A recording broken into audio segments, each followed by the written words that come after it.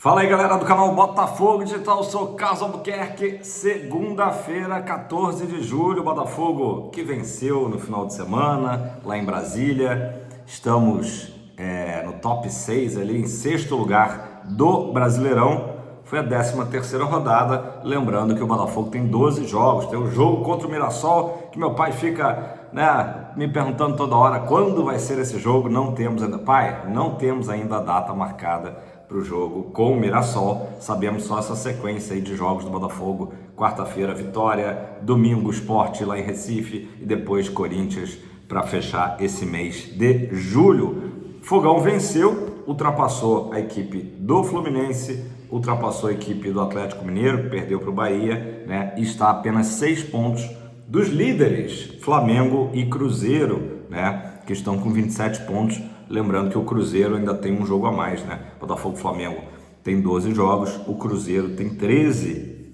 Cruzeiro que meteu uma goleada de 4-1 em cima do Grêmio. A rodada termina ainda hoje com os lanternas ali, zona de rebaixamento, Juventude e Sport, fechando essa rodada. Claro que tem muitos jogos aí que ainda estão em atraso, mas é o Botafogo de volta ao Brasileirão e a gente, claro, muito feliz com o nível de atuação. Acho que surpreendeu positivamente, considerando que o estádio, o gramado do estádio Mané Garrincha não estava das melhores condições. Imagina esse time jogando no tapetinho ou em qualquer bom gramado, que não é fácil de achar, bons gramados pelo Brasil.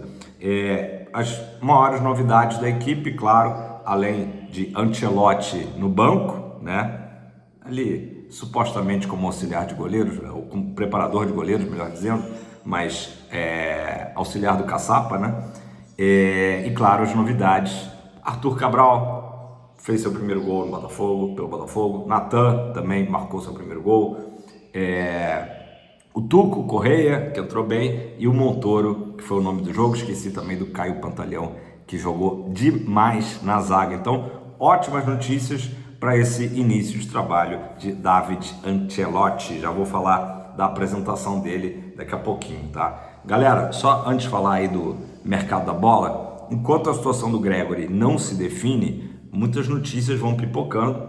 Claro que a gente tem que saber peneirar, nem tudo que a gente lê é verdade. Por exemplo, surgiu uma notícia lá no Catar do interesse do Al Ahly no futebol do Alexander Barbosa, nosso zagueiro, que pagaria $5 milhões pelo Barbosa. Obviamente que não acho uma coisa interessante para o Botafogo, O Botafogo acabou de repor uma peça com a saída do Jair Cunha, achamos um zagueiro, o Caio Pantaleão. Para mim não tem sentido a gente perder um dos pilares aí da equipe, que é o Barbosa, Pilar sem trocadilho, galera. Pessoal, então assim, é claro que a gente está ouvindo muitas notícias. Se fala da saída do Gregore e também o Jorge Nicola, no canal dele, trouxe a informação de que o Botafogo teria feito uma sondagem pelo jogador Danilo, volante, ex-Palmeiras, 24 anos, que pertence ao Nottingham Forest. A gente sabe que o Botafogo hoje, a.k.a. John Textor, tem um ótimo relacionamento com o grego Marinakis, bilionário grego, que é o dono do Nottingham Forest, e também do Olympiacos, enfim. Então, essa sondagem parece que aconteceu, segundo o Nicola. O próprio Lyon, já teria feito uma oferta tempos atrás na casa dos 20 milhões de euros pelo Danilo, O Danilo surge no Palmeiras, vai para a Europa e do futebol brasileiro a única sondagem que existiu agora foi feita pelo Botafogo, segundo Jorge Nicola.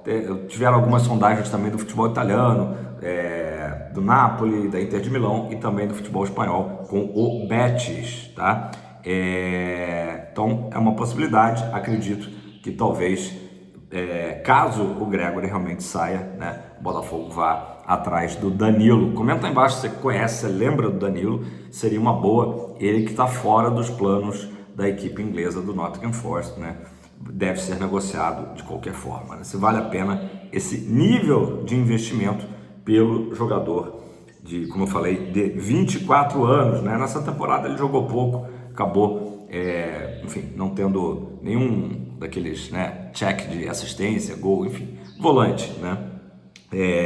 Vamos falar então agora do David Ancelotti, né? A grande notícia aí do Botafogo, claro, a gente sabe, amanhã ainda vai fazer uma semana que ele chegou ao Rio, né? Tudo muito recente, mas todo mundo muito empolgado com ele, né? Um cara que parece ser um cara simples, um cara humilde mesmo, né? Apesar de todo o pedigree, né, que ele carrega ali, o sobrenome famoso, né? De muita grife, um cara que dá para ver até nas ações ali dele no jogo com o Vasco, né? Cumprimentando o Fernando Diniz antes da partida, depois também, interagindo com o Cláudio Caçapa, orientando a equipe, passa a impressão realmente de um cara, gente boa, né? Gente boa, mas ao mesmo tempo eu gostei, assim, um cara ativo, né? A gente cobrava muito isso de alguns treinadores, quando a gente vê aquele treinador muito paradão, que só fica observando o jogo, né? A tendência do torcedor, né? Eu me incluo nessa aí, a gente ficar meio assim, pô, o cara parece que tanto faz como tanto fez, né?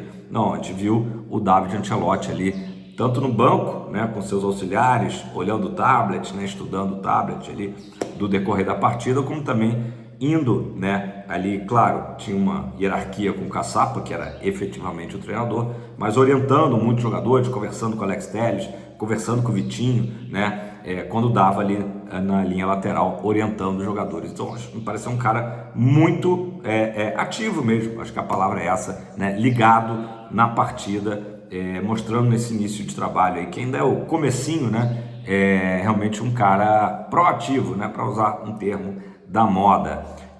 Apresentação oficial, quem puder assistir, hoje, 2 da tarde, nessa segunda-feira, a partir das 14 horas, a Botafogo TV vai estar transmitindo aqui na plataforma do YouTube, a apresentação oficial, John Textor presente, John Textor que já está no Rio de Janeiro, né? Estava lá em Brasília acompanhando o Botafogo. John Textor sempre faz questão, né? Falei isso 2 dias atrás e justamente se confirmou, né? O John Textor, quando é um início, né, com um novo treinador. E, gente, eu vou fazer aqui, pode ser que depois vire corte aí futuro, né? Mas eu vou fazer aqui uma previsão. Eu acho que as coisas continuando, né, como a gente está imaginando, a gente pode ter aí um trabalho mais longevo de um treinador na era SAF do Botafogo, né? A gente teve um trabalho, até certo ponto, né, durou ali mais de uma temporada, não inteira, né, mas mais de uma temporada com o Castro, né? Depois o trabalho do Arthur Jorge, se a gente for pegar, foram 9, 10 meses no máximo, né? Não chegou a isso, nem chegou a isso. Então, assim, o que ainda está faltando, né, dentro do planejamento do Botafogo Way, que o Textor, né, sonha em botar em prática, é justamente uma longevidade, né, de um trabalho. Passamos muito longe disso, então, com os outros técnicos, né, e com o Paiva também passou longe de ter um trabalho mais longo. Acho que Castro e Arthur Jorge foram os trabalhos mais longos, mas assim, nada que se compare, por exemplo, a Abel Ferreira no Palmeiras, que está aí há, sei lá, 4 anos à frente do Palmeiras. Acho que seria muito bom para o Botafogo, até pela idade do Ancelotti, que ele permanecesse no clube aí, sei lá, por um período como esse, 2, 3 anos, 4 anos, será que eu estou sonhando? Comenta aí embaixo. E uma coisa importante falar, o Felipe Bastos, até do Sport TV, comentou, né? Uma característica que fez o Textor contratar o Ancelotti é o fato de que ele sempre foi muito ligado à parte ofensiva das equipes, treinando a parte ofensiva. Não quer dizer que ele não tome cuidados defensivos, não é nada disso. Mas sempre a principal característica do trabalho do Ancelotti foi justamente esse treinamento como auxiliar, até então, a parte ofensiva das equipes. Tem tudo a ver com o Botafogo Way, como o John Textor quer ver o Botafogo atuando, né? E que fez até que causasse a saída do Renato Paiva, né, o antecessor do Ancelotti, né, o fato do Botafogo, segundo ele, né, segundo o Textor, não só no jogo com o Palmeiras, mas nas 10 partidas derradeiras do trabalho do técnico português, um Botafogo excessivamente defensivo. Acho que isso aí vai ser sempre controverso, vai ser papo de bar, de mesa de bar, afinal, claro, o Botafogo, diante de equipes como PSG, que acabou vice-campeão do Mundial, e Atlético de Madrid, teve que tomar cuidados maiores defensivos diante do poderio dessas equipes, né? Primeira prateleira do futebol mundial. Mas, de fato, né, o Paiva pecou, né? Acho que especialmente esse jogo do Palmeiras vai ficar marcado como o Botafogo respeitando demais o adversário, né? E em relação ao jogo de sábado, né? Esse primeiro cartão de visita aí do Ancelotti, teve uma característica também interessante, né? Que é enfrentar uma equipe do Diniz. O Diniz preza muito a troca de passes, né? A posse de bola, tanto é que o Vasco teve mais posse de bola que o próprio Botafogo, né? Mas em nenhum momento eu vi o Botafogo sendo realmente ameaçado pela equipe cruz-maltina, né? O Vasco, se o primeiro tempo teve uma cara meio de equilibrado, eu acho que de um modo geral o Botafogo, e aí deslanchou no segundo tempo, o Botafogo foi muito superior ao Vasco, botou na roda, né? Botou na roda o Vasco e poderia ter feito até um placar mais elástico, como eu comentei aqui ontem, né? Então é isso, teremos aí um Botafogo com essa proposta, né, ofensiva, e estou curioso para saber o que vai rolar. Será que a entrevista vai ser em português? Teremos David Ancelotti tentando ali, né, já mostrou que sabe se comunicar bem em português, mas uma entrevista coletiva é diferente, né, de uma fala. De qualquer forma, eu tô curioso, tô animado e tô principalmente otimista, né? E botei Montoro aí na capa porque estamos montorizados, já pode falar. O garoto realmente comeu a bola, como se dizia antigamente, jogou demais, mostrou muita personalidade.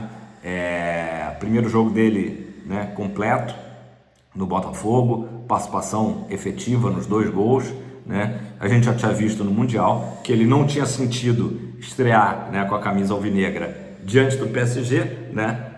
Não tinha adversário maior, também não sentiu contra o Atlético de Madrid. Enfim, o Montoro é realmente muito promissor. Eu sei que a galera fica logo, né, mini Almadinha, características de Riquelme, e a gente fica trazendo aí jogadores aí famosos.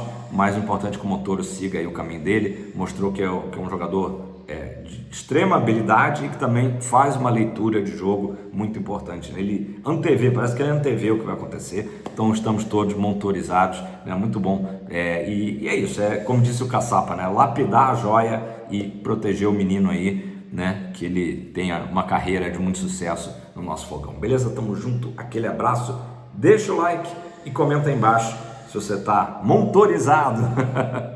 Tamo junto, valeu!